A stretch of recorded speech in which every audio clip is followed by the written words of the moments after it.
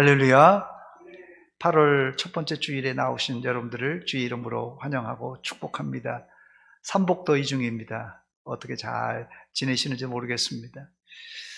오늘 우리가 읽은 사도행전의 로드맵이 있는데요. 사도행전의 로드맵은 예수님께서 말씀하신 사도행전 1장 8절을 동심원으로 퍼져나가는 구조입니다. 제일 작은 원이 예루살렘, 그 다음 큰 원이 온 유대, 조금 더 큰 원이 사마리아, 그리고 가장 큰 땅끝까지 나가는 구조입니다. 사도행전을 두 부분으로 양분을 한다면 전반부와 후반부로 나눌 수 있는데, 전반부는 1장에서 12장까지이고 후반부는 13장에서 마지막 28장으로 나누어지는데, 전반부는 예루살렘에서 안디옥까지 복음이 전파되는데 주로 유대인들에게만 복음이 전해집니다. 후반부는 안디옥에서 로마까지 복음이 전해지는데 유대인을 넘어 이방인에게 복음이 전해지는 과정입니다. 전반부의 중심 인물은 베드로 사도이고 후반부의 중심 인물은 바울 사도입니다. 그러나 저는 이와는 좀 다르게 사도행전을 양분하고 싶은데, 오늘 본문 사도행전 9장에 나오는 사울이 바울이 되는 드라마틱한 장면을 분기점으로 삼고 싶습니다. 그 이유는 사울 한 사람이 변신하여 이룬 업적이 12사도가 이룬 업적 이상의 사역이기 때문에 그렇습니다. 하나님이 준비한 한 사람이, 많지도 않아요, 한 사람이 회심할 때 복음이 땅끝까지 전해지는 역사가 일어났습니다. 사실 예루살렘 초대교회는 베드로를 비롯한 120문도에 의해서 오순절날 300명이 회개하고 돌아오는 역사가 일어났고, 그 이후에 3,000명이 회개하고 돌아오는 역사가 일어났고, 그 이후에는 5,000명이 회개하고 돌아와 교회가 갑자기 급성장했습니다.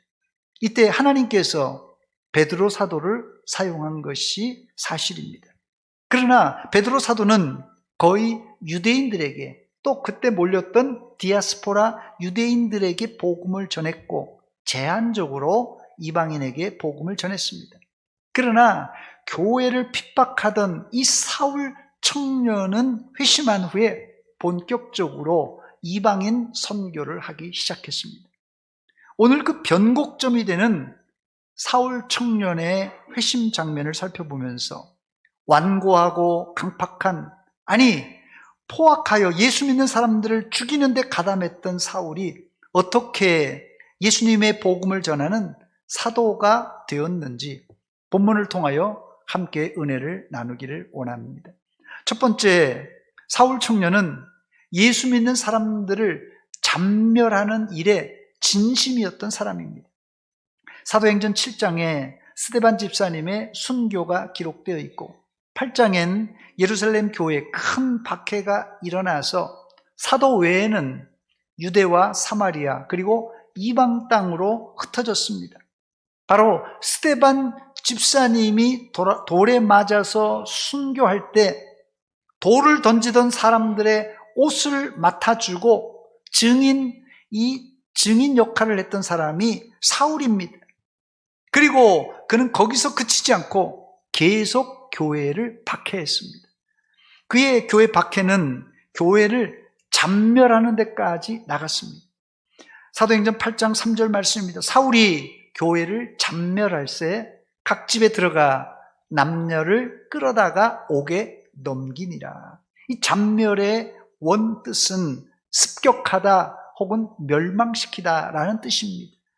사울은 예루살렘 교회를 멸망시키기 위해서 집집마다 다니며 예수 믿는 사람들을 색출해서 감옥에 보냈습니다.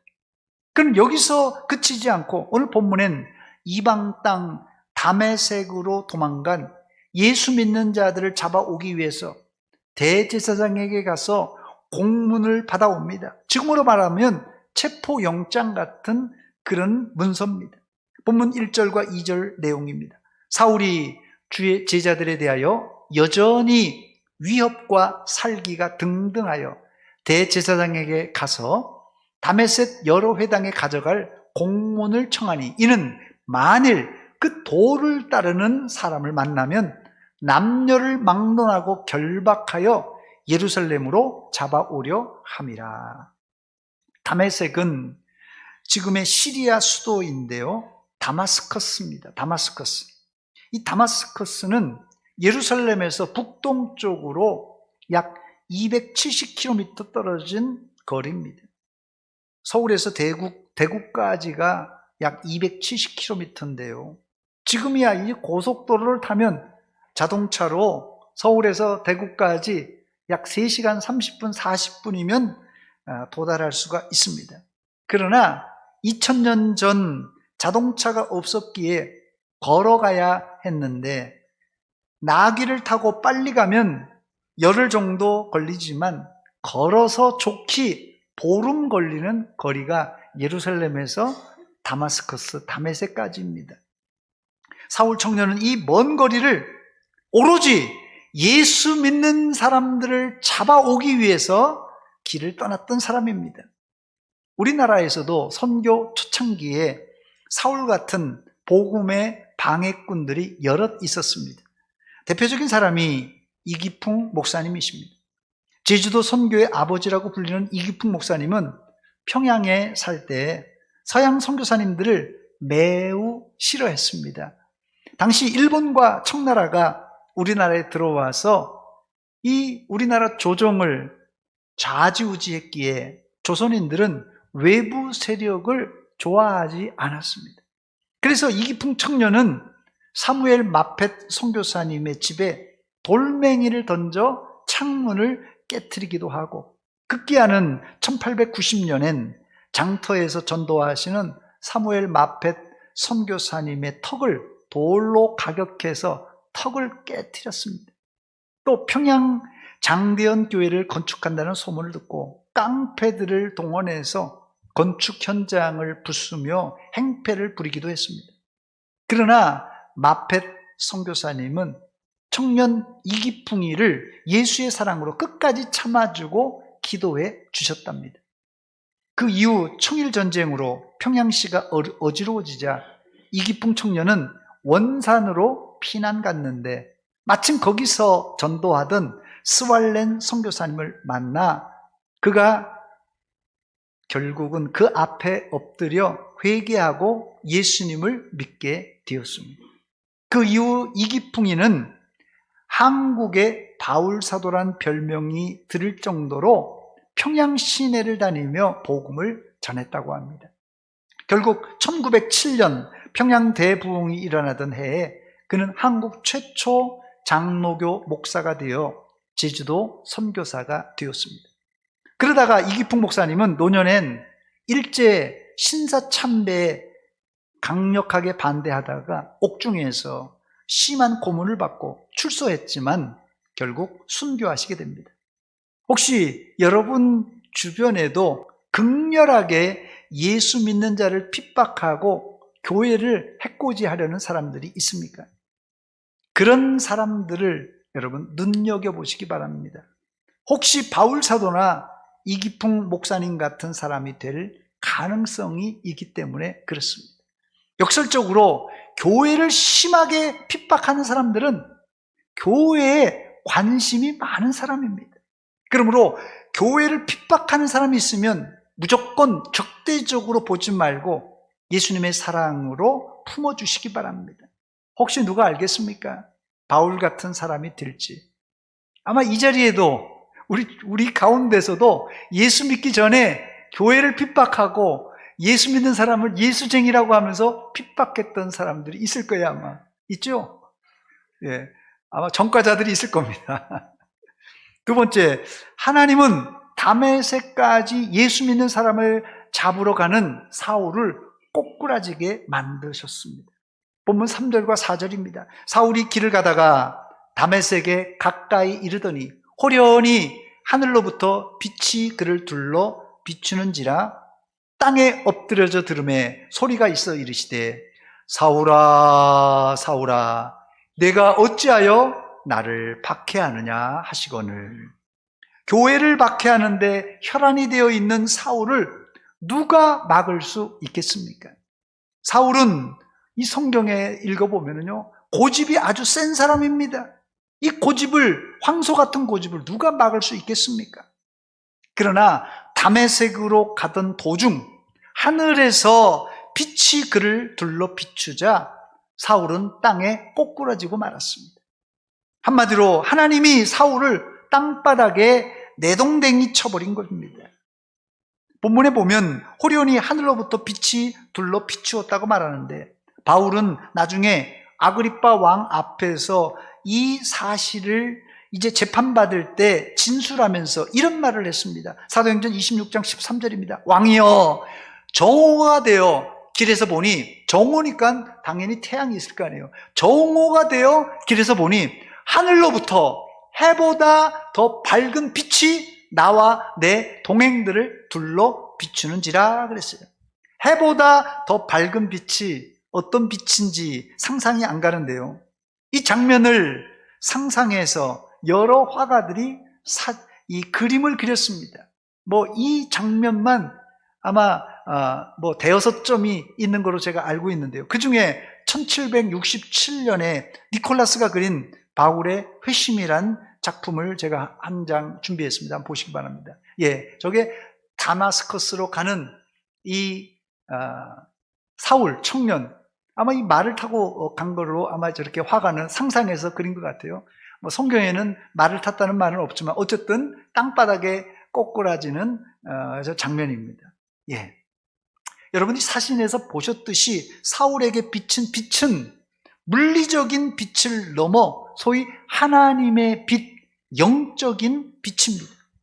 찬송가 428장 1절에 보면 좀 이 구절을 우리가 이해할 수가 있는데요, 내 영혼에 햇빛비치니 주 영광 찬란해, 이 세상 어떤 빛보다 이 빛도 빛나네, 주의 영광 빛난 광채 내게 비춰 주시옵소서. 그 밝은 얼굴 배울 때 나의 영혼 기쁘다.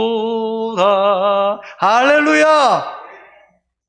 요한 사도도 반모섬으로 유배 가서 예수님의 환상을 보게 되는데, 요한 사도가 보았던 예수 그리스도는 촛대 사이로 거니시는 모습이었습니다. 요한계시록 1장 16절에 보면 그 얼굴은 해가 힘있게 빛나는 것 같았다, 비치는 것 같더라 했습니다. 사도 요한도 이 빛이 너무 강렬해서 그가 그 앞에 엎드려서 죽은 사람같이 되었다고 말합니다. 이 빛은 사울이 보았던 빛과 매우 유사한 빛입니다. 사울은 기세당당하게 예수 믿는 자를 잡아 죽이려고 대제사장의 공문까지 손에 들고 다메섹으로 향했지만 하나님의 빛 앞에서는 땅바닥에 꼬꾸라지고 말았습니다. 사실 이 빛은 사울을 하나님께로 인도하는 생명의 빛이었습니다. 우리도 알게 모르게 하나님의 빛의 인도를 받아 여기까지 온 것입니다. 여러분들도 알게 모르게 하나님의 빛의 인도를 받아서 여기까지 온 것이에요. 어떤 분들은 목사님 나는 그런 빛을 본 적이 없는데요, 이런 분들이 있는데요, 사실 이 빛은 영적인 빛, 하나님의 빛이기 때문에 실제 우리의 눈에 안 보입니다. 요한 사도가 보았던 빛, 바울 사도가 보았던 이 빛은 아주 특별한 케이스예요. 성경에 나오는 특별한 케이스입니다. 그러나 기억해야 될 것은 이 빛이 우리 눈에 안 보이지만 우리가 감지할 수 있다는 것입니다. 마치 바람이 눈에 안 보이지만 바람이 부는 것을, 창밖에 바람이 부는 것을 우리가 감지할 수 있듯이 주님의 밝은 빛은 물과 성령으로 거듭난 사람이라면 반드시 거듭난 증거를 열매로 보여줘야 됩니다. 이 빛이 우리 마음에 비출 때 우리의 말과 행동의 변화가 일어납니다. 이것이 성경적 중생의 결과입니다. 사울에겐 이런 변화가 아주 급속하게 일어났던 것입니다. 한 가지 더 신기한 것은 사울은 예수님의 목소리를 들었습니다. 본문 4절입니다. 땅에 엎드려져 들음에 소리가 있어 이르시되 사울아 사울아 내가 어찌하여 나를 박해하느냐 하시거늘. 이때 사울은 너무 두려워서 누구냐고 묻습니다. 본문 5절입니다. 대답하되 주여 누구시니까? 이르시되 나는 내가 박해하는 예수라. 이 말에 사울은 너무 큰 충격을 받았습니다. 지금 자신은 예수가 이단이라고 생각하고 예수 믿는 사람을 잡으려고 다메섹까지 왔는데, 아니 예수님이 나타나서 왜 자신을 박해하느냐고 물으니 얼마나 황당한 일입니까? 사랑하는 여러분, 예수를 믿는다는 여러 가지 고상한 표현이 있지만은 오늘 말씀에 의하면 신앙의 출발점은 한 사람이 예수를 만나기 전에는 당당하게 자신의 길을 가다가 예수의 빛을 보고 너무 놀라 땅바닥에 꼬꾸라지는 사건을 말합니다. 바로 이게 우리 신앙의 출발점이 되어야 됩니다. 이런 예수님의 빛에 꼬꾸라진 일이 없는 사람들은 백발백중 바리새인같이 율법을 지키면 천국에 간다, 착하게 살면 천국에 간다고 착각하는 사람들입니다. 여러분들은 언제 어디서 이런 사건을 체험하셨습니까? 이런 질문은 사실 구원파에서 잘하는 질문입니다. 당신은 언제 어디서 구원받았습니까? 이런 질문을 하는 사람들은 거의 100% 구원파일 가능성이 많기 때문에 조심해야 됩니다. 그러나 저는 그 때와 장소를 질문하는 것이 아니라 여러분 마음속에 인격적으로 주님을 만난 경험이 있는가를 묻는 것입니다. 이런 만남의 시간을 성경은 카이로스라고 부릅니다.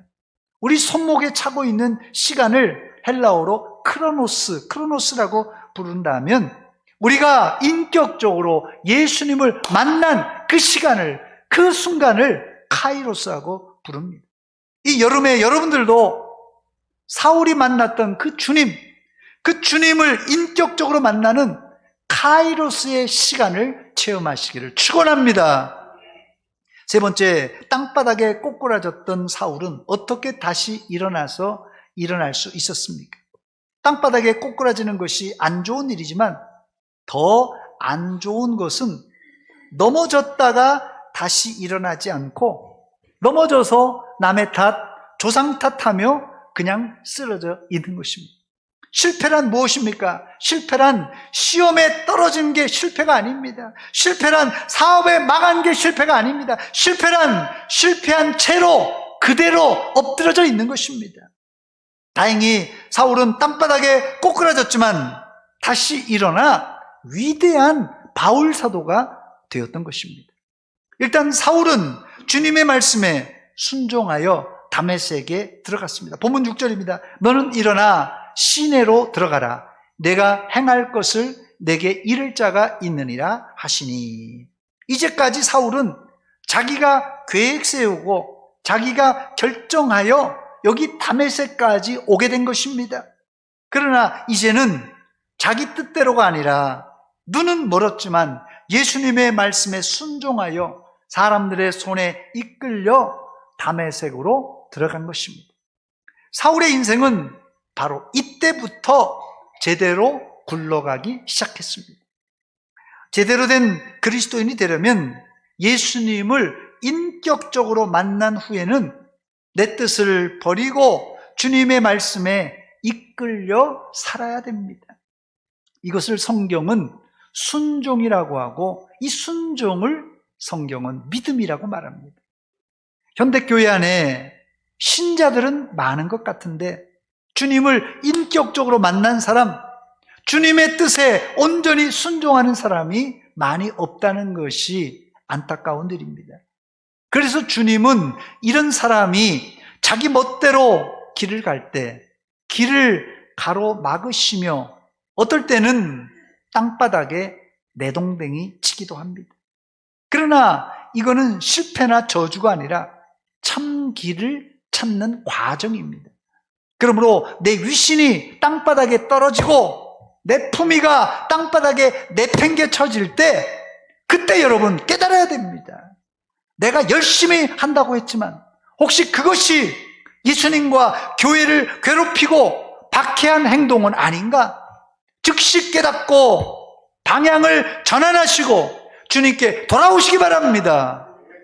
그렇습니다. 하나님이 바울을 땅바닥에 꼬꾸라지게 한 것은 그의 교만을 한 방에 무너뜨리신 그런 하나님의 계획이었어요. 이런 사람을 가만히 내버려 두면 큰일 납니다. 그래서 하나님은 사울의 손을 본 것입니다. 그러므로 하나님의 빛 때문에 땅바닥에 꼬꾸라진 사람, 사업에 실패한 사람, 시험에 떨어진 사람, 이런 사람들 너무 걱정하지 마세요. 사실은 하나님이 너무 사랑해서 이런 역경을 주신 것입니다. 여러분, 예수 믿는 사람들에게 가장 무서운 것이 뭔지 아십니까? 예수 믿는 사람에게 제일 무서운 게 뭔지 아세요? 잘못했는데도 잘 먹고 잘 사는 거예요. 여러분, 잘못 나가고 있는데도 잘 먹고 잘 사는 거, 이거 좋은 일 아닙니다, 여러분. 제일 무서운 것이에요. 이것을 성경은 뭐라고 하신 줄 아세요? 내버려 두심이라고 말합니다. 내버려 두심. 로마서 1장 24절과 26절에 보니까 하나님은 하나님을 대적하며 계속 죄를 짓는 자를 마음의 더러움과 부끄러움, 욕심에 내버려 두셨다고 말합니다. 우리가 죄를 안 지을 수가 없습니다. 육신을 입고 있는 한 우리가 죄를 안 지을 수가 없습니다. 그러나 하나님이 우리를 땅바닥에 내동댕이 칠 때, 그때라도 정신 차리고 주님의 은혜의 보좌 앞에 빨리 나와 회개하고 자복하시기 바랍니다. 그때 여러분들도 사울이 바울 사도로 변한 그 변화를 여러분들도 체험할 수가 있습니다. 여러분들은 이 기회를 놓치지 말고 날마다 변화되시기를 축원합니다. 말씀을 맺습니다. 사랑하는 여러분, 여러분들에게 개인적인 다메섹 사건은 언제였습니까? 역설적으로 이런 변곡점이 없었던 분들이 있다면 여러분의 인생을 한번 돌아보시기 바랍니다. 하나님께서 수십 차례 나에게 여러 음성으로, 빛으로, 혹은 실패와 고난으로 사인을 주셨음에도 불구하고 내가 미련해서 깨닫지 못하고, 아니면 고집부리다가 하나님의 음성을 무시하고 여기까지 오지 않았는가? 좀 늦었을지라도 지금이라도 내 길이 사울같이 외식하며 자기의 의로 사는 바리새인의 길은 아닌가?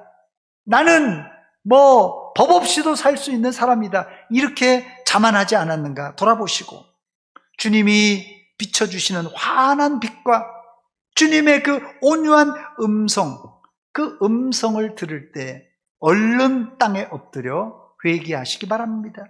그것이 바울 사도가 새 사람이 된 변곡점이에요. 여러분, 땅바닥에 꼬꾸라질 때 창피하거나 두려워하지 말고 바로 그 자리에서 주님의 환한 빛을 보시고 거기서 주님의 음성을 들으시기 바랍니다. 사울아, 사울아, 내가 어찌하여 나를 박해하느냐. 아마 이 자리에 주님을 박해한 사람은 한 사람도 없을 것이에요. 내가 주님을 박해했다, 그렇게 한 사람은 단 한 사람도 없을 것입니다. 사실 사울도 한 번도 주님을 박해한 적은 없습니다. 그렇다면 왜 주님은 그에게 자신을 박해한다고 했던 것입니까? 그 이유가 있어요. 그 이유는 사울이 예루살렘 교회와 성도들을 박해했기 때문에 그렇습니다. 즉, 교회와 성도를 박해하는 것은, 다른 말로 형제를 미워하는 것은 곧 주님을 박해하는 것입니다. 교회란 무엇입니까? 교회는 성도들의 집합체입니다. 옆에 있는 형제를 미워하거나 형제를 시험에 빠지게 한다면 그것은 누구를요? 예수님을 박해하는 일이 된다는 것입니다. 그래서 예수님은 작은 자 하나를 시험에 빠지게 만들면 연자 맷돌을 목에 걸고 깊은 바다에 빠지는 것이 더 낫다고 경고하셨습니다. 이제까지 여러분들은 앞만 보고 열심히 살아왔는데 바쁜 일상을 잠깐 멈추고 서서 혹시 내가 주님을 박해하지 않았는가? 아니, 교회와 또 형제들을 괴롭히지 않았는가 돌아보며 여러분의 실패와 질병과 사건과 사고 가운데 보여주셨던 주님의 환한 빛과 온유한 음성을 여러분이 더듬어 발견하시고 가던 방향을 내 뜻에서 주님께로 방향 전환하셔서 앞으로 바울사도 같이 영혼 구원하여 제자 삼는 성도가 되시기를 축원합니다. 기도하겠습니다.